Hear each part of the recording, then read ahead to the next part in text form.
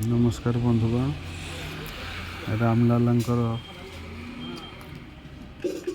ବିଗ୍ରହ ପ୍ରତିଷ୍ଠା ଉତ୍ସବ ଦିନଠାରୁ 22/1/2024 ତାରିଖଠାରୁ ଡେଲି 16 ଅକ୍ଷର ବିଶିଷ୍ଟ ଜୟ ଶ୍ରୀରାମ ଲେଖା କାର୍ଯ୍ୟ ଚାଲୁଅଛି। ପୁଣି ବାର୍ଷିକ ଉତ୍ସବ 22/1/2025 ତାରିଖ ପର୍ଯ୍ୟନ୍ତ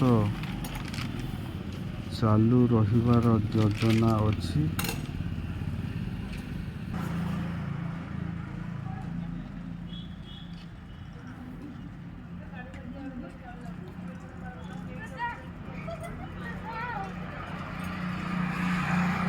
जय श्री राम, जय श्री राम, जय श्री राम।